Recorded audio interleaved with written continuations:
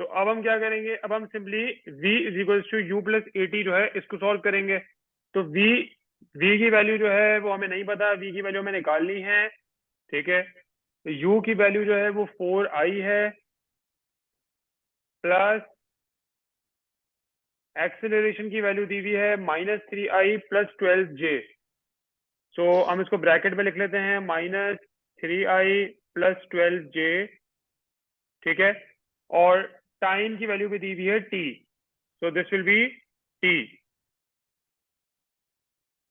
Clear? जी sir. तो यही हमारा आंसर हो जाएगा बेसिकली।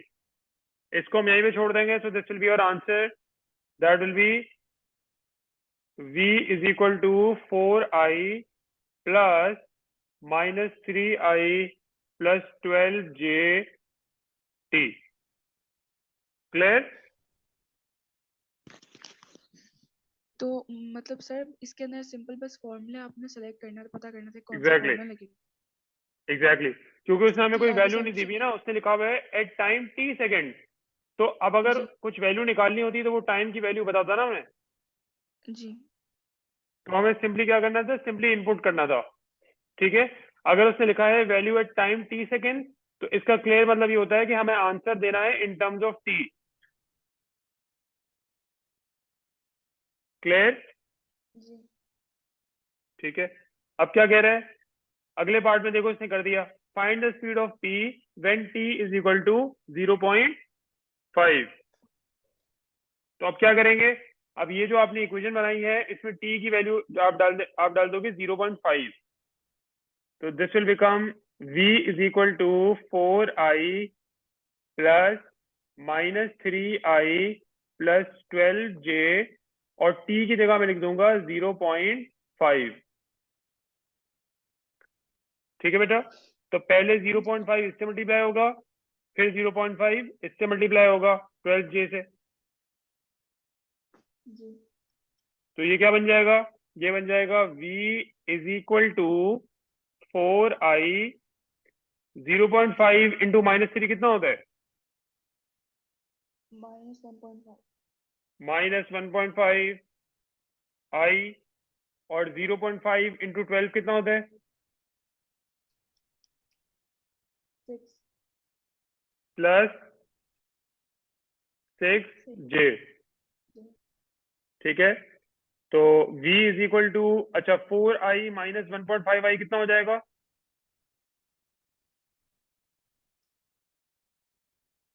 2.5 2.5i, और plus 6j। 6 So basically this will become 2.5i plus 6j। Clear हो गया? जी सर। सही है, ये मेरा आंसर आ गया। अच्छा, अब ये जो निकाली है, ये मैंने वेलोसिटी निकाली है।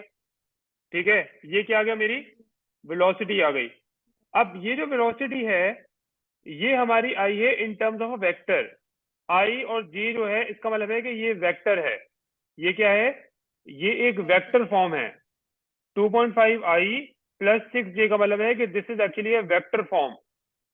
ठीक है, जी अब किसी भी वेक्टर का मैग्नीट्यूड कैसे निकालते हैं, किसी भी वेक्टर का अगर मैग्नीट्यूड निकालना हो तो उसका फॉर्मूला होता है, अंडर रूट लगाएंगे। ठीक है, अंडर रूट, उसके अंदर जो आई वाली टर्म होगी उसको हम स्क्वायर कर देंगे, प्लस जो भी जे वाली टर्म होगी उसको स्क्वायर कर देंगे, और फिर इसको सॉल्व करेंगे। तो अब आप मुझे बताओ ये क्या बन जाएगा, अंडर रूट आई की जगह आ जाएगा 2.5, 2.5 स्क्वायर प्लस ये हो जाएगा 6 स्क्वायर। तो जरा ये कैलकुलेटर में इनपुट करके देखो क्या आंसर आ रहा है, under root 2.5 square plus 6 square. 6.5 6.5, very good. So your answer is going to be 6.5 metre per second. ठीक है, जी ये हमारा आ गया आंसर। ठीक है, अब पार्ट नेक्स्ट पार्ट में आ जाते हैं, पार्ट 3 में आ जाते हैं।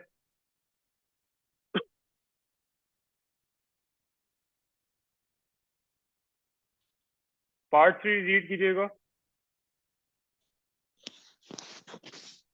A small stone is dropped from a height of 25 meters above the ground.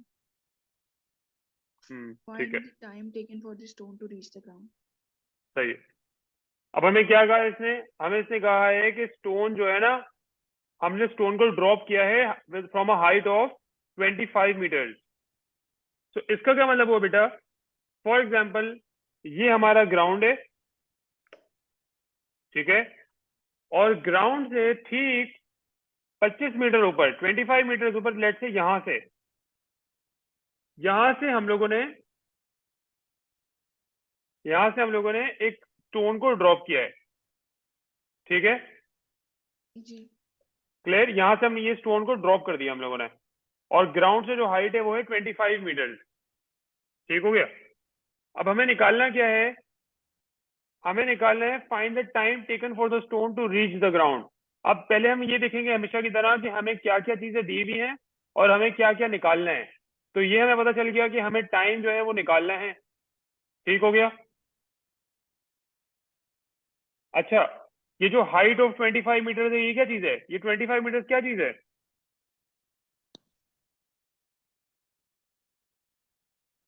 Sir height height तो है, लेकिन क्या है ये, वेलोसिटी है, एक्सेलरेशन है, वेलोसिटी डिस्प्लेसमेंट है, क्या है?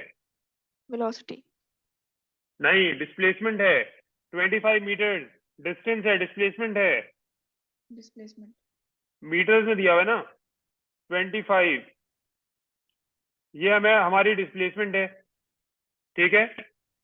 अच्छा, अब जाहिर है हमने स्मॉल स्टोन को जब फेंका होगा तो इसकी इनिशियल वेलोसिटी कितनी होगी? 0 जीरो। तो इसका मतलब मुझे इनिशियल वेलोसिटी भी इसकी पता है, 0 मीटर पर सेकेंड, ठीक है बेटा। अच्छा, जी। अब मुझे इसकी फाइनल वेलोसिटी इसकी नहीं पता, फाइनल वेलोसिटी दी भी नहीं है, तो फाइनल वेलोसिटी मुझे पता भी नहीं है। अच्छा, एक और चीज भी मुझे पता है, मुझे इसकी एक्सेलरेशन भी पता है। एक्सेलरेशन ऑफ फ्री फॉल की वैल्यू क्या होती है, या एक्सेलरेशन ड्यू टू ग्रेविटी? 9.8 बिल्कुल सही है, 9.81 8 मीटर पर सेकेंड स्क्वायर, ठीक है। क्योंकि इसको हमने क्या किया है, इसको हमने हवा में फेंका है। तो कोई भी चीज अगर हम हवा में फेंकेंगे या उसको हवा में उछालेंगे तो उसकी एक्सेलरेशन हमेशा जो है वो एक्सेलरेशन ड्यू टू ग्रेविटी वाली होगी।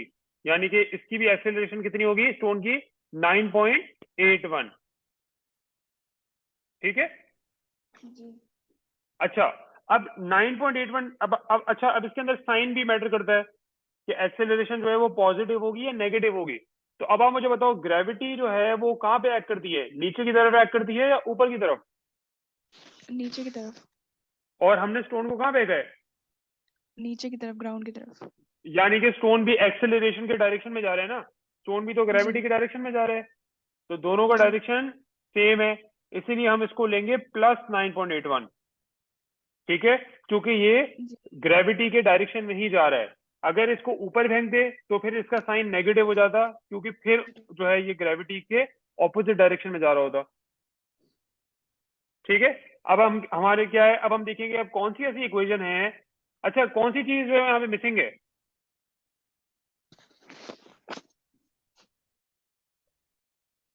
एक चीज है जो मिसिंग है बिल्कुल,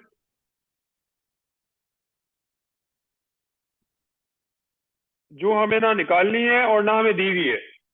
फाइनल वेलोसिटी। जी बिल्कुल, फाइनल वेलोसिटी, यानी कि v।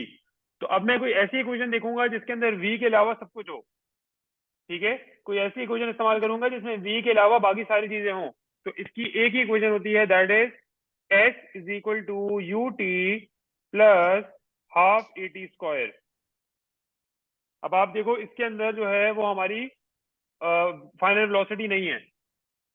तो अब हम क्या जी। करेंगे, सिंपली बेटा h की जगह 25 डाल देंगे, u हमारा 0 है, टाइम जो है वो हमें निकालना है, तो टाइम को मैं लिखूंगा t प्लस हाफ, एक्सेलरेशन है 9.81 प्लस 9.81, ठीक है, और आगे है टी स्क्वायर। तो अब जरा मुझे टी की वैल्यू निकाल के देखो।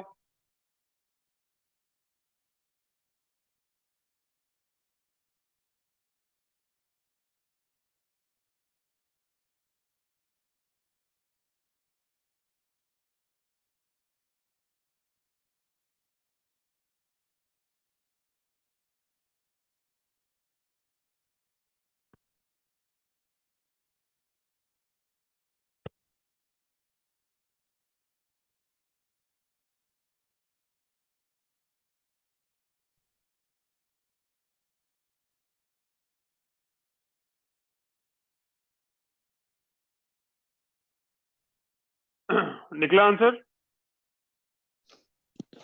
जी सर 49। 49। जी टी को आपने अंडर रूट किया, अंडर रूट कर लिया सारा, टी की वैल्यू निकाली है।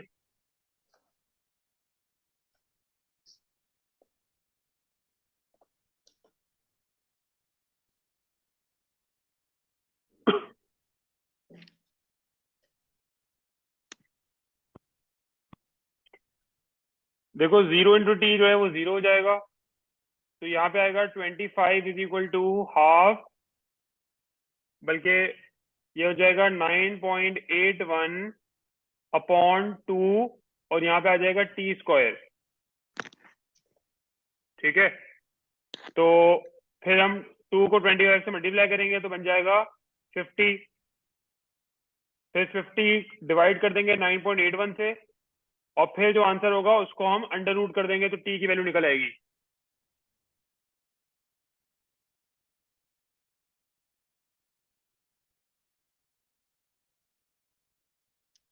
पहले टी को सब्जेक्ट बनाओ, उसके बाद कैलकुलेटर में इनपुट करो।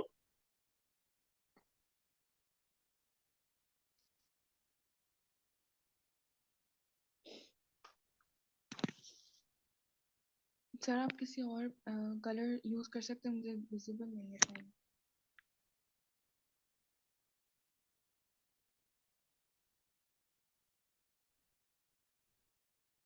ये सही है। जी लेकिन ये कैलकुलेटर में डाल के देख लो क्या आंसर आ रहा है।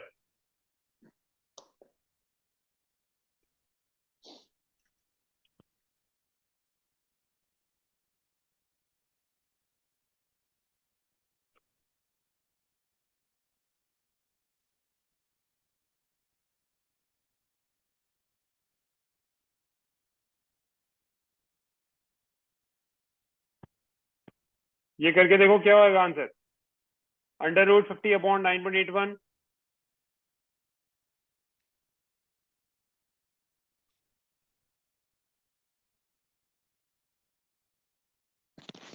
2.25। और 2.25 आगे क्या आ रहा है? 76। हाँ, तो फिर इसको हम राउंड ऑफ कर देते हैं टू 2.2। 2.26। सही है, 2 डेसिमल प्लेसेस जी तक राउंड ऑफ कर देंगे इसको। जी मीटर पर, सॉरी, 2.26 टाइम है तो सेकंड्स में होगा। क्लियर? जी अब नेक्स्ट स्टेप में क्या कहा है उसने? नेक्स्ट स्टेप में उसने कहा है फाइंड द स्पीड। तो जो वेलोसिटी हमें निकालनी है वो भी निकालनी है वेलोसिटी। अब बाकी सारी चीजें हमारे पास आ गई हैं, टाइम की वैल्यू भी आ गई है 2.26। ठीक है, अब हमारे लिए वेलोसिटी निकालना मुश्किल बात नहीं है, मैं इजीली यहाँ पे वेलोसिटी निकाल सकता हूँ।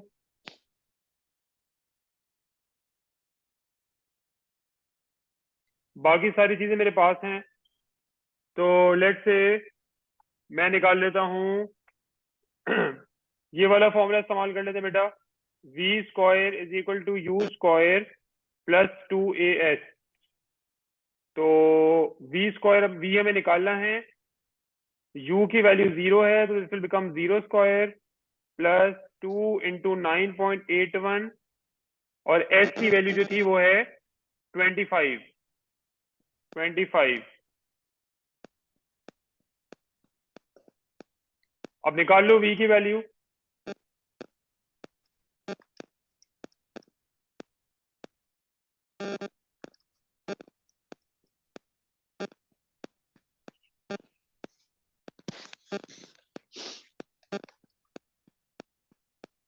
फोर 91।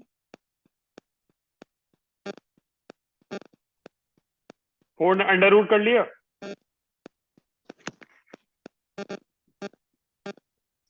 अंडर रूट भी लगाना है, v की वैल्यू निकालनी है।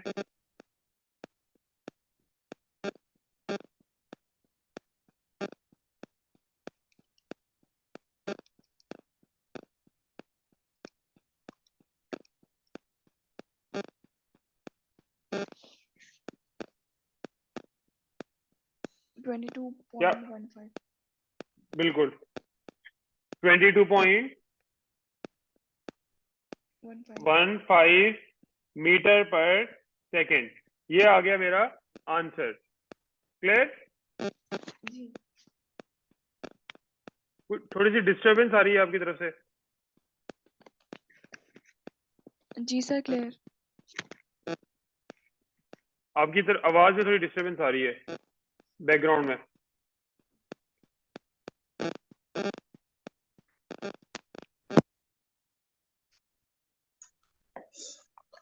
जी सर ठीक है। अच्छा, next part, part B please.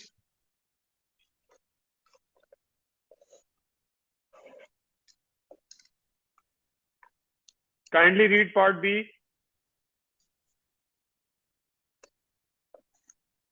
A large package is dropped from the same height as the stone. Explain briefly why the time taken for the package to reach the ground is likely to be different from that for the stone. अच्छा, a larger package is dropped from the same height as a stone. a larger package, एक चीज जो है वो stone से बड़ी है, ठीक है? एक सेम चीज हमने फेंकी है लेकिन वो स्टोन से बड़ी है, और वो भी 25 मीटर से हमने फेंकी है नीचे। तो अब वो ये पूछ रहा है कि आप बताओ कि उसको टाइम जो है वो डिफरेंट क्यों लगेगा, मतलब टाइम उसका डिफरेंट क्यों होगा। तो बेटा, जब भी हम कोई भारी चीज फेंकते हैं नीचे, जब भी कोई हम चीज भारी फेंकते हैं तो क्या होती है, उस चीज पे ग्रेविटी ज्यादा लगती है, ठीक है? जी जी तो वो तेजी से नीचे जाएगा। अब जब भी कोई चीज तेजी से नीचे जा रही है तो इस पे क्या होगा, इस पे फिर जो एयर रेजिस्टेंस होती है वो भी ज्यादा होगी। क्या ज्यादा होगी? Air resistance. Air resistance. Air resistance क्या करती है? एयर रेजिस्टेंस हमेशा मोशन को अपोज करती है, ठीक है? तो जैसे हमने इस चीज को नीचे फेंका है तो एयर रेजिस्टेंस जो है वो ऊपर की तरफ लगेगी। जो भी उसका जो मोशन होगा, जिस जिस जगह पे वो मूव कर रहा है, जो भी हमारा पैकेज जिस डायरेक्शन में मूव कर रहा है, उसके ऑपोजिट डायरेक्शन में एयर रेजिस्टेंस लग रही होगी। तो एयर रेजिस्टेंस जो है वो भी ज्यादा बढ़ती जाएगी। जैसे जैसे नीचे जाएगा एयर रेजिस्टेंस भी बढ़ती जाएगी। तो ये जो एयर रेजिस्टेंस है जो बढ़ती जाएगी, इसकी वजह से इसकी जो ओवरऑल स्पीड है वो स्लो हो जाएगी। ओवरऑल स्पीड क्या हो जाएगी?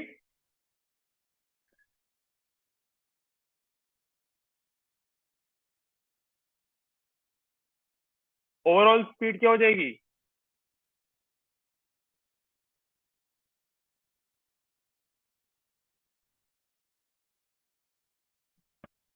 सर क्वेश्चन दोबारा रिपीट कर दें, आपकी आवाज अटक रही थी। मैं ये कह रहा हूं कि इसका वेट ज्यादा है, इस पे ग्रेविटी ज्यादा लग रही है, तो इस पे एयर रेजिस्टेंस भी ज्यादा लगेगी, जी ठीक है? यानी कि इस पे एयर रेजिस्टेंस ज्यादा होगी, तो इसकी जो ओवरऑल स्पीड होगी वो स्लो हो जाएगी, जी ठीक है? आप आगे जा रहे हो और कोई आपको पीछे धक्का दे रहा है, जी ठीक है? आप आगे जाने की कोशिश कर रहे हो, कोई आपको पीछे धक्का दे रहा है, तो ऑब्वियसली बात है कि आपकी जी स्पीड जो है वो स्लो हो जाएगी, ठीक है? जी तो स्पीड स्लो हो जाएगी, तो आप मुझे बताओ इसको नीचे गिरने में टाइम ज्यादा लगेगा या टाइम कम लगेगा? ज्यादा लगेगा सर। बिल्कुल। तो इसका आंसर होगा टाइम इज लॉन्गर,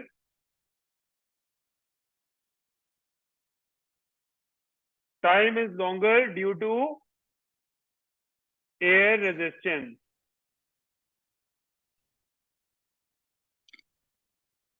टाइम जो है वो ज्यादा लगेगा due to air resistance. Sir इसमें ये बात क्लियर? भी लिख सकते हैं कि ग्रेविटी और एयर रेजिस्टेंस की डायरेक्शन भी डिफरेंट है। ये वो तो लिखने की बात नहीं है, वो तो अंडरस्टूड सी बात है, वो तो हमेशा होता है, ठीक है। ठीक है? सवाल ने बेसिकली जी क्या पूछा है? सवाल ने पूछा है कि मैंने बताओ कि ये इसको टाइम कितना लगेगा। अभी जो हमने सवाल किया था स्टोन वाला, उसके मुकाबले में इसको कितना टाइम लगेगा। तो अब जो कि ये बड़ा है, इसका वेट ज्यादा है, तो इसको टाइम भी ज्यादा लगेगा स्टोन के मुकाबले में। और टाइम ज्यादा क्यों लगेगा? क्योंकि इस पे ज्यादा एयर रेजिस्टेंस लग रही है। I hope this is clear. जी सर क्लियर। ठीक है।